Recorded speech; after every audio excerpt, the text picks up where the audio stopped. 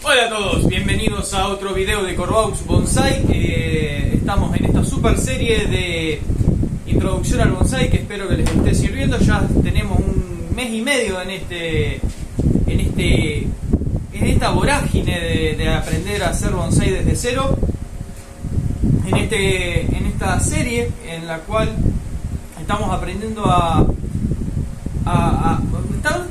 estamos adquiriendo los conocimientos para que no se nos muera nuestro bonsai si es que lo compramos o bueno, sentamos las bases a poder hacer nuestros propios bonsai.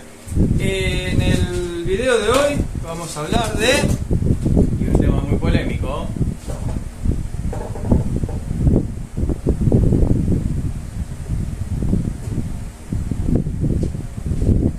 Sustratos. Bienvenidos a Corvaux Bonsai.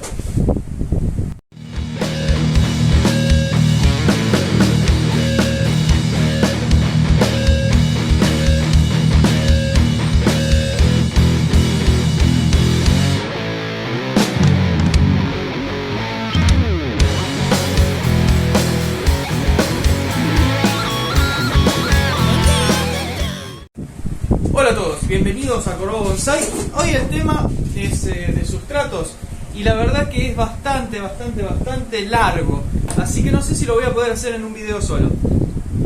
Espero que sí. En el caso de hacer un video solo lo vamos a dividir en dos partes. En una vamos a ver cómo es en la realidad un sustrato, cómo es el sustrato en el cual está plantado un árbol de verdad, un árbol fuera de una maceta, y vamos a intentar no reproducir exactamente lo que pasa en la naturaleza en un árbol, sino que vamos a adecuarlo el sustrato a lo que tiene que tener una maceta, que no es lo mismo, ¿sí? Bueno, vamos a empezar a dibujar. Bueno, como primer punto, bueno, tenemos, vamos a tratar de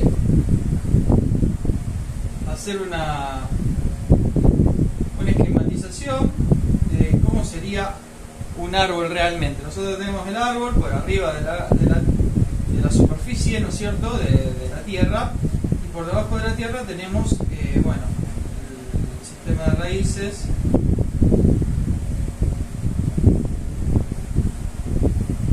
¿Se acuerdan los primeros videos? Habíamos hablado de que qué feo que dibujo. Bueno, que la punta de las raíces son solamente las que absorben y que la gran parte de la masa radicular es solamente un sistema de conducción y más que todo de anclaje. ¿Qué significa? Que como es tan grande arriba necesita tener una buena base como para no irse a la mierda con el primer viento o cuando se llene de frutos o bueno, cualquier cuestión que haga que tambalee el árbol, incluso una aluvión de agua.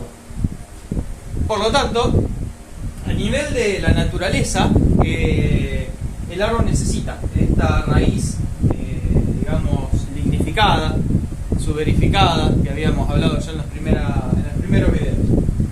Y la porción funcional es esta. ¿Qué hace la raíz? Bueno, absorbe nutrientes. Por lo tanto, a medida que ya absorbió lo que está en esta zona, la raíz crece y empieza a absorber lo que está en esta zona, crece y empieza a absorber lo que está en esta zona, y a medida que va creciendo también de arriba, va creciendo abajo, y entonces hay como un equilibrio entre lo que es el sustento del árbol y el sustento del árbol y el largo de las ramas de la parte de arriba, el peso, el tamaño de arriba. Teniendo en cuenta este concepto básico, entonces lo que podemos decir es que el árbol se va muy en el fondo. Y a medida que vamos profundizando, a medida que nos vamos profundizando en la profundidad, valga la redundancia, lo que pasa es que la composición del suelo va cambiando. En líneas generales, obviamente, hay árboles que crecen en una ladera de una montaña y otros que crecen en llanura y son completamente diferentes, pero en líneas generales podemos decir que hay una superficie rica en elementos orgánicos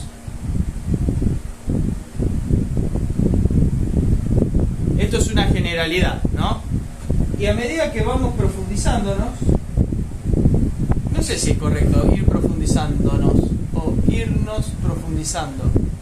A medida que vamos para abajo, esa cantidad de elementos orgánicos disminuye, incluso puede llegar a ser nula, y empieza a haber mayor presencia de elementos inorgánicos.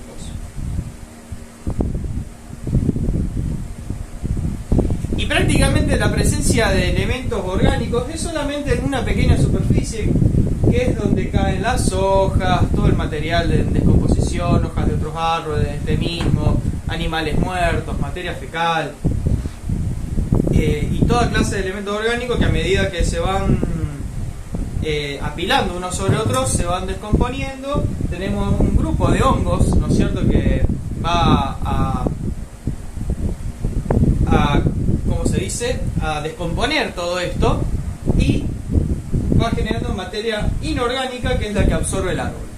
Entonces, en líneas generales podemos decir que el árbol está inmerso en un sustrato inorgánico, ¿sí?, sobre todas sus partes absortivas, excepto las raíces, bueno, de la superficie, que son en proporción mucho menos, y que la parte orgánica está arriba, y que a medida que se va degradando la parte orgánica y se va transformando en inorgánica, en estas sales que hablábamos al principio, y bueno, vamos a hablar también en la parte del video de fertilización que viene en la semana que viene o la próxima.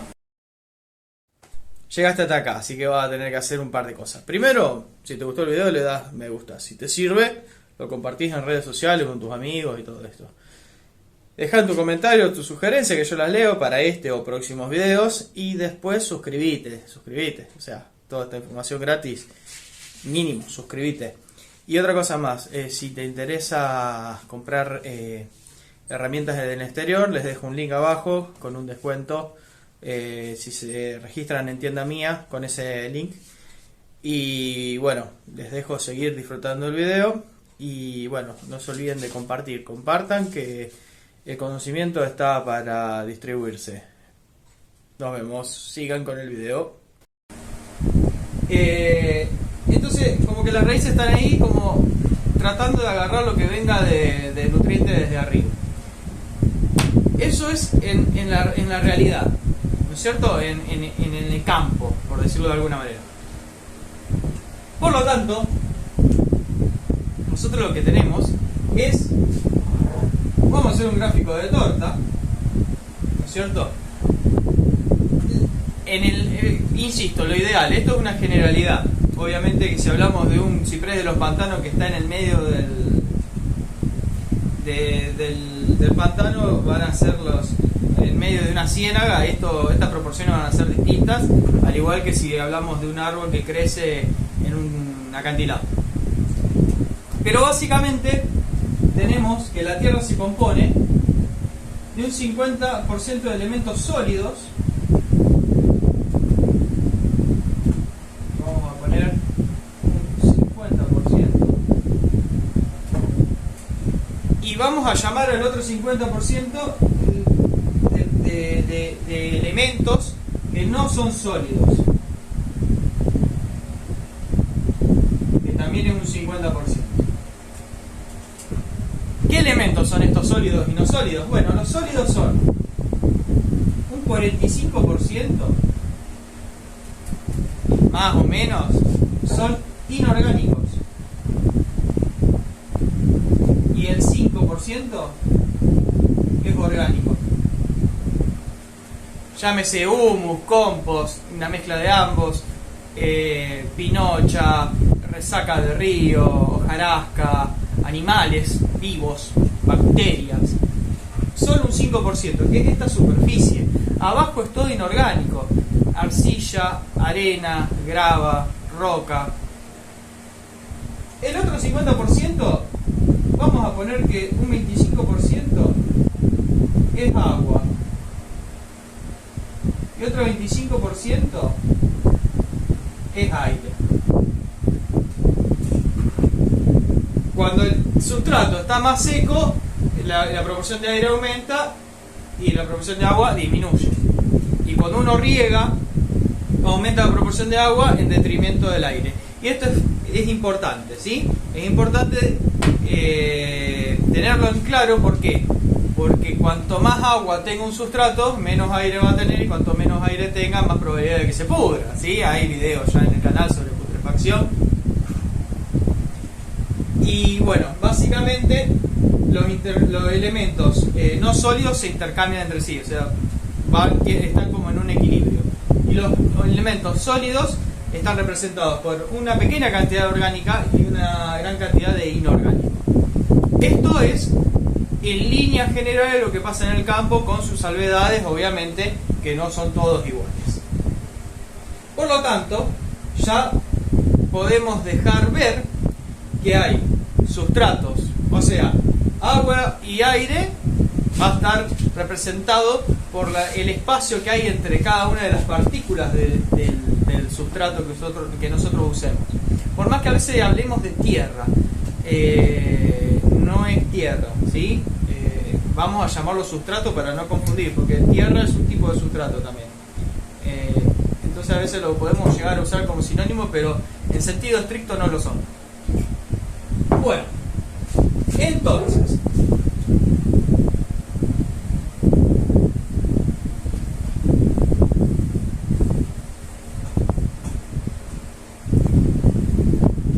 dado ya este primer pantallazo, podemos decir, me gusta más escribir con el rojo, che, que tenemos sustratos.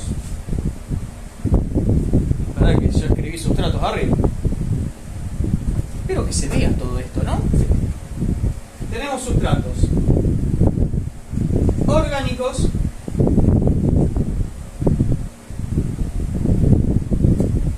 tenemos sustratos inorgánicos.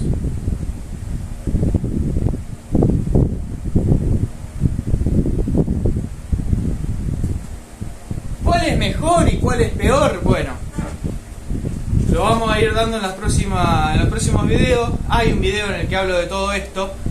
Yo les voy a estar haciendo la introducción, porque el video capaz que habla de esto es bastante complejo, entonces vamos a tirar algunas líneas a modo de introducción y después se van de derecho a ese video. Así que bueno, nosotros vamos al vivero de confianza, acá Rosario, Liga, ponele. Bueno, vamos de Nacho Introini. Y decimos, queremos sustrato para bonsai. Guay, de lo que compran como sustrato para bonsai. Porque, recuerden, un árbol tiene que tener esas proporciones más o menos adaptadas de componentes sólidos y componentes no sólidos. Y por lo general, lo que se vende en los viveros tienen una alta cantidad de elementos sólidos y que se apelmaza demasiado y no deja lugar para que haya elementos gaseosos y líquidos.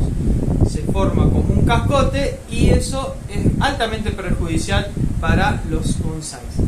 Hay una corriente equivocada de bonsaístas quizás, o de ladrones, que a lo mejor son ignorantes. Se cayó. Problemas técnicos. Es porque hablé mal, ¿viste? No hay que sacar mano. Problema resuelto. Es chistoso porque estuve como 15 minutos hablando y no había puesto para grabar. Así que vamos de vuelta. Bueno, supongamos que nosotros vamos a nuestro vivero de confianza. Vamos de Nacho Introini. Hay vivero Introini. Si estás acá en Rosario, obviamente. Si no, ¿en qué otro lugar va a ir a comprar sustrato? O vivero Vida de Jardín en Funes, y uno cae y dice, hola, sí, ¿qué tal? Quiero sustrato para bonsai. Generalmente, y creo que ya había hecho yo una historia en Instagram de lo que venden como sustrato de bonsai, hay una línea de bonsaístas erradas, una línea errada, o sea, de bonsaístas errados, lo cual tiene como principio el no dejar crecer el árbol, teniendo como base que no dejar crecer sus raíces, por eso usa sustratos duros, pobres, para que el árbol no crezca.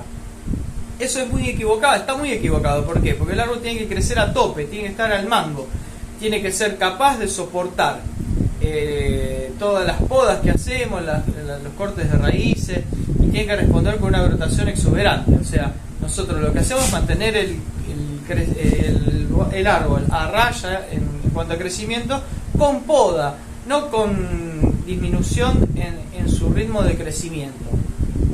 Si bien hay árboles que después bajan su ritmo de crecimiento, lo ideal es mantenerlo todo el tiempo con todos los nutrientes que necesita para que no enferme.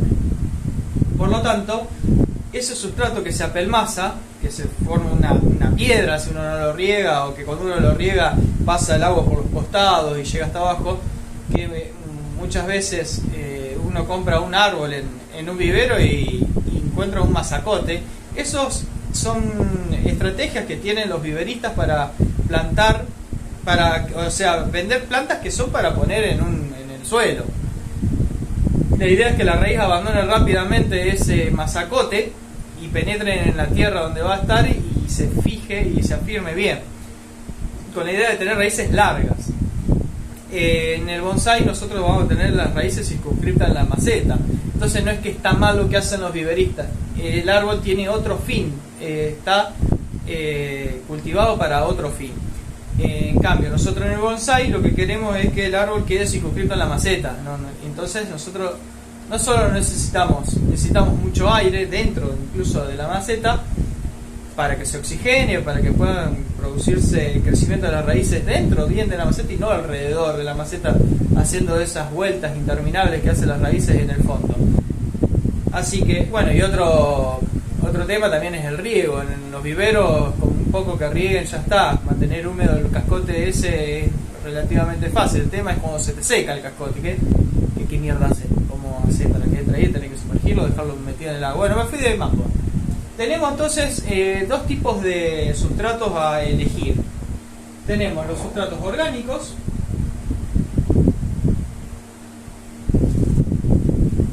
y tenemos los inorgánicos.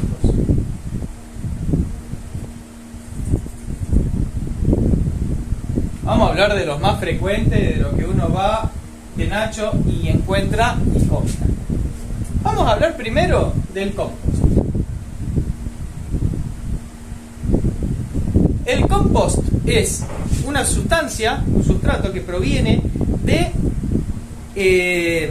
la descomposición de la materia orgánica. O sea, es materia orgánica que se está inorganizando, para decirlo de alguna manera. Resto de hojas, resto de animales, heces de animales, secreciones. Todo eso es compostado por diferentes bacterias y hongos y pasa a formar parte, digamos, de lo que es el horizonte del sustrato de la tierra, digamos, en líneas fisiológicas, y bueno, uno lo puede juntar y meterlo en una maceta. ¿Cuáles son las capacidades que tiene esto y las propiedades que tiene el compost? El compost retiene mucha humedad, bueno eso, porque vos lo regás y queda la humedad retenida en las partículas del compost, y aparte, a medida que se van descomponiendo, que siga descomponiéndose, va liberando nitrógeno y algo de fósforo, aparte de otros micronutrientes, una mínima cantidad de potasio. Así que, guay con esto. ¿Por qué? Porque todos los sustratos orgánicos liberan nutrientes, a veces en más o en menos cantidad, pero van liberando. Es importante que el compost esté compostado, o sea, se hacen composteras incluso, pero la compostación, si quieren ver más sobre compostación, vayan al Instagram de César Masi, que tiene muchos videos de cómo hacer compostera. Es un genio César. Les sugiero que lo sigan en su Instagram, que habla siempre de naturaleza y tiene un vivero de nativas, que es donde yo saqué las plantas para hacer la serie de laboratorio de nativas. Bueno, la compostación lleva consigo la incorporación de nitrógeno del medio y del aire. Por lo tanto, si nosotros ponemos material sin compostar, llámese materia fecal, qué sé yo, caca, bosta de caballo, bosta de vaca, o ponemos yerba, que muchas veces se usa yerba como compost, yo lo usé mucho tiempo, al compostarse en la maceta in situ, ese material retiene y absorbe nitrógeno que deja de estar disponible para la planta. Entonces, si van a compostar, composten aparte, no composten en la misma maceta, no tiren yerba arriba de la maceta, a menos que lo utilicen como para evitar que se seque rápidamente. Pero mezclado con la tierra y con el sustrato, no pongan elementos orgánicos sin compostar. Bueno, tenemos el compost. Tiene un pH más o menos neutro y bueno, proviene, digamos, de la materia en descomposición. Luego tenemos ya otra clase de sustratos que son, por ejemplo, la turba. ¿Qué es la turba? La turba es la descomposición de un musgo que se da en regiones de altitudes altas, sobre todo en Europa, donde hace frío, no sé si en América del Norte, y acá en Tierra del Fuego hay turberas bastante grandes. Es un hongo que se llama un musgo que se llama musgo sphagnum, que va degradándose, y a medida que se va degradando va generando turba. Hay turba rubia, que es la que está parcialmente degradada, y turba negra, que es la que está completamente degradada, y luego con el paso del tiempo puede llegar a generarse incluso carbón. Bien, como característica, bueno, también, como todo elemento orgánico, retiene mucha humedad, incluso mucha humedad con respecto al peso. Yo el problema que tengo con la turba es que si uno no la riega mucho, se encoge, entonces empieza a pasar agua por todos los costados. Ese es un problema a veces en macetas. Libera algo de nutrientes, como todo orgánico, y lo que tiene de particular es que tiene un pH ácido. Entonces, para las acidófilas, bien, que yo, pino o azaleas. Hay toda una cuestión ética y ambiental sobre la utilización de turba, que hay un video de turba de impacto ambiental en mi canal. Búscanlo, mírenlo y pueden dejar en los comentarios qué les parece. Y luego, estos son los dos principales. Y luego, dependiendo de qué vivero nos encontramos, podemos encontrar cosas intermedias, como por ejemplo la resaca de río.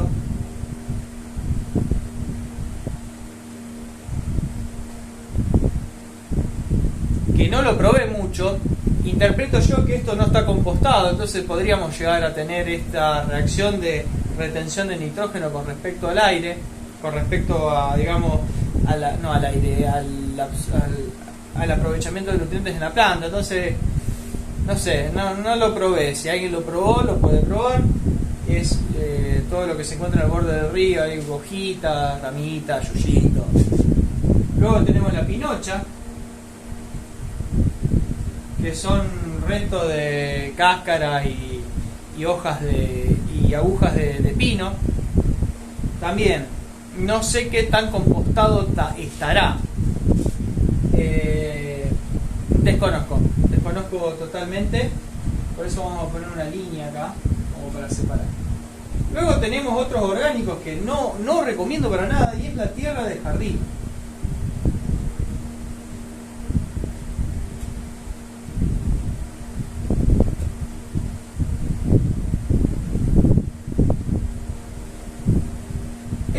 Le voy a poner, mira, si tuviera un color amarillo le pondría semáforo amarillo, pero no sé, no vamos a poner nada. Acuérdense que resaca de río y pinocha, no sé qué decirles, me parece que no va. Creo que no va. Los dos primeros sí van, este para acidófilo y este para en general. El compost no falla nunca y es barato, chicos. Igual que tener compostera sí, tener compostera no. Y bueno, la compostera es un modo de reducción de impacto ambiental, sí, porque uno no tira la basura, sino que la reutiliza en su domicilio. Yo no lo hago porque uno, no tengo lugar, dos, no tengo tiempo, y aparte todas las veces que hice compost es de muy mala calidad, y la verdad que me conviene comprar 70 litros de compost y me dura para 2 o 3 años, y no es tan caro si no lo compra en gran cantidad. Tierra de jardín es una combinación de cuestiones orgánicas e inorgánicas, en el cual la granulometría del sustrato es muy fina, muy arcillosa, y eso da lugar a que haya poco aire en el sustrato, y no es lo que nosotros necesitamos con los bonsai. Esa tierra de jardín es incluso lo que está en las macetas de los árboles que nosotros compramos en vivero, que a la larga siempre se termina pelmazando y siempre se termina como haciendo un cascote, y eso sin lugar a duda perjudica a nuestro árbol. Entonces, tierra de jardín, vamos a poner una línea negra y vamos a hablar de que no, tierra de jardín no usen. Y todos esos sustratos que vienen como mezcla para cactus, mezcla para bonsais, no. ¿Por qué? Porque tienen tierra de jardín. El grano es muy fino, ¿sí? Se termina pelmazando. ¿Por qué? Porque se termina uniendo con elementos orgánicos y forman un pegote, y si se seca, cagaste. Al margen de que no deja crecer a la raíz muy fuertemente, y no dejan desarrollar el árbol. Y el último elemento orgánico que podemos utilizar en forma de sustrato es el humus. El humus es el compost parcialmente compostado o totalmente compostado que pasa por el culo de una lombriz. Dice llanamente, es caca de lombriz. ¿Qué propiedades tiene? Tiene muchos ácidos orgánicos que favorecen la absorción de nutrientes, y muchos nutrientes, muchos micronutrientes, y muchos factores biológicos que estimulan el crecimiento y la absorción. ¿Cuál es la contra? Se apelmaza también, ¿sí? Y la otra contra es que si no se usa en gran cantidad, no es tan útil. ¿Se puede usar? Sí, se puede usar, es bueno. No es lo mejor, pero es bueno. Si no se tiene con qué fertilizar, es uno de los fertilizantes más baratos. Y si uno, suponete, tiene un árbol que está en crecimiento y que lo trasplanta mucho porque crece muy rápido, se puede usar el humus, sí, sin lugar a duda. Incluso viene humus líquido como para evitar ese pelmazamiento que hace el humus. Pero bueno, el humus es eso. Ahora vamos a hablar cómo armar un sustrato, ¿no es cierto? Un par de ideas. ¿Qué tenemos de inorgánico? Bueno, vamos desde lo más simple que se puede conseguir a lo más complejo. Tenemos la arena gruesa. Arena gruesa,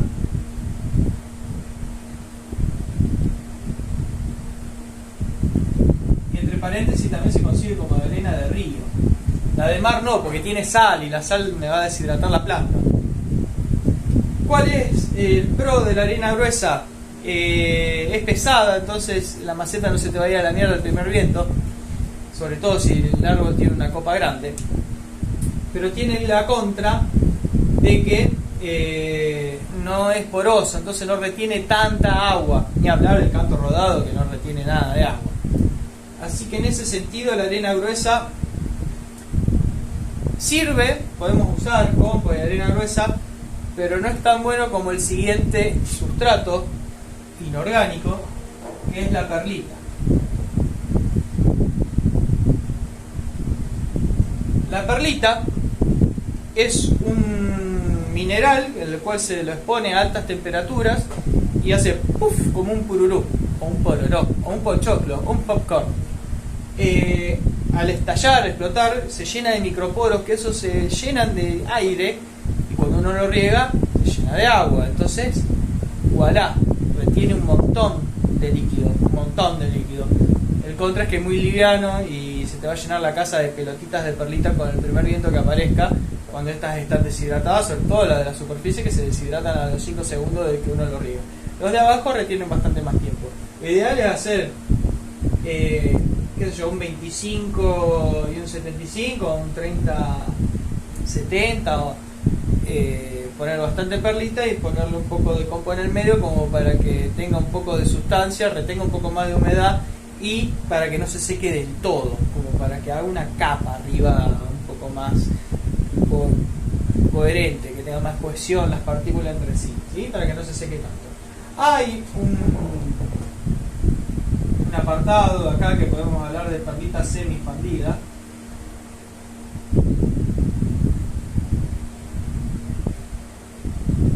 que es la perlita que yo uso que la compro en un corralón. No absorbe tanta humedad como la perlita, pero es mucho más barata. Yo la quise usar sola y la verdad que no funcionó, se me han secado plantas lindas.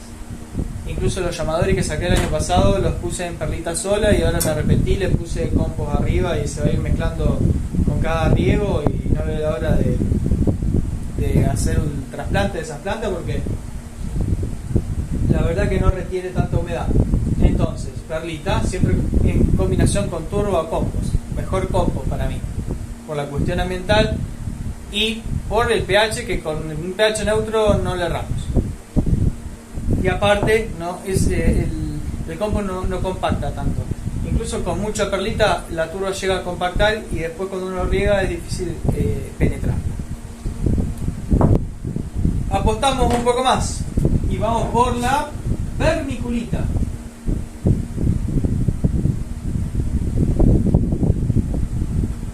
La vermiculita también es otro mineral que se expone a altas temperaturas y se expande. No se expande tanto como la perlita, pero la vermiculita es un cachito más pesada, muy poco. El gránulo es mucho más fino y lo otro que tiene es que libera iones a medida de que va pasando el tiempo. Magnesio, potasio. Entonces no sería inerte como el resto de los sustratos inorgánicos. Bien, hasta ahora sería más o menos lo que encontramos en un vivero. Pero si nos queremos poner en exquisitos, podemos decir, agarramos el Instagram y le mandamos un mensaje a Rubén Loprete y le decimos, de Bonsai Patagonia, y le decimos, tráeme Loprete. Mandame, ¿no?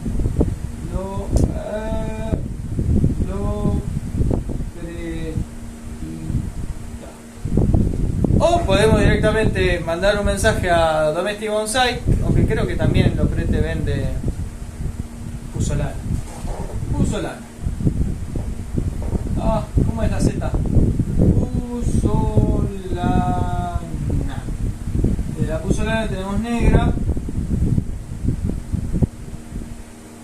y tenemos roja.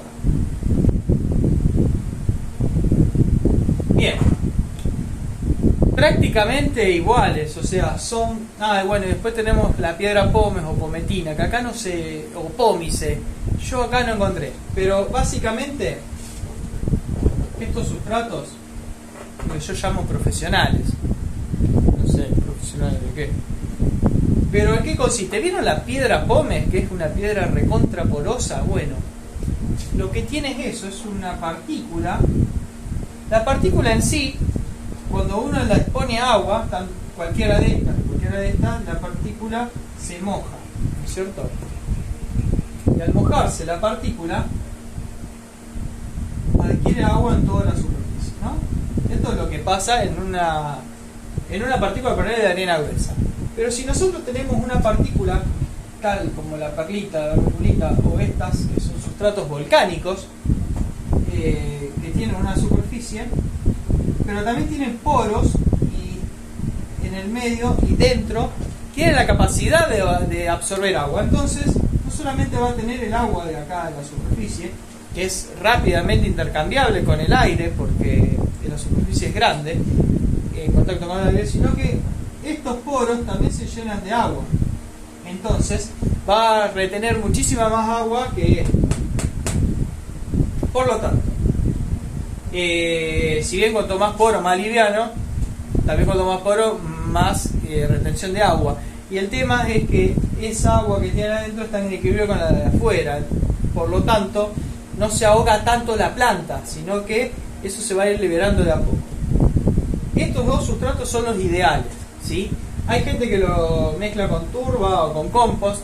A mí no me resulta tan claro la mezcla, porque a la larga cuando uno va regando esos componentes van quedando en el fondo. Entonces si es un árbol que uno no lo trasplanta seguido, no te conviene mezclarlo. De última, si querés ponerle algo arriba, le pones musgo sphagnum o musgo tucumano, de manera de que eso no se caiga y quede una película arriba, de manera que no se seque tan rápido.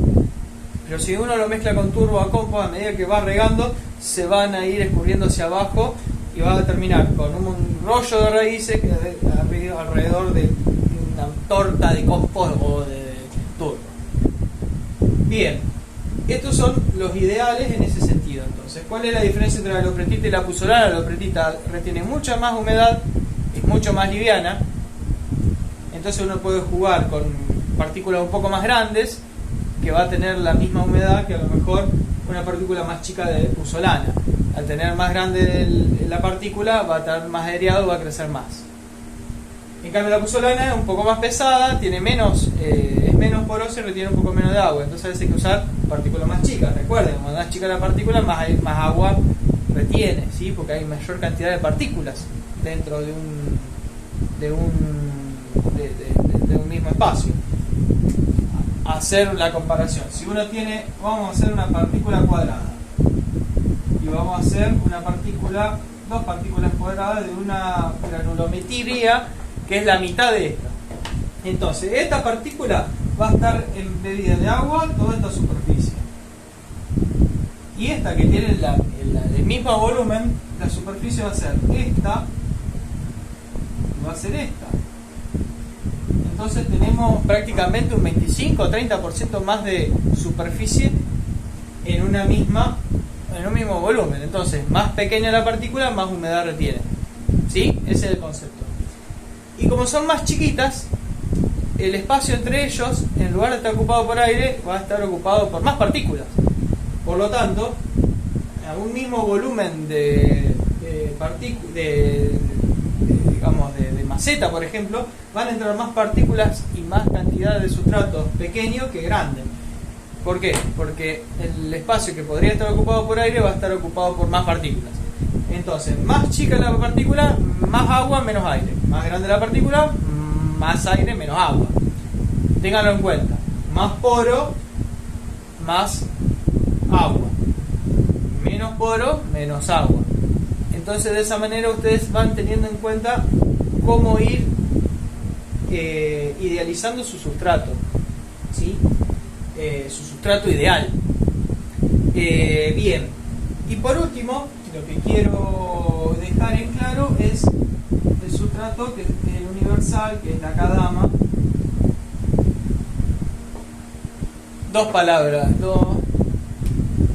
Cuatro palabras sobre la Kadama. Acá no se consigue. Listo.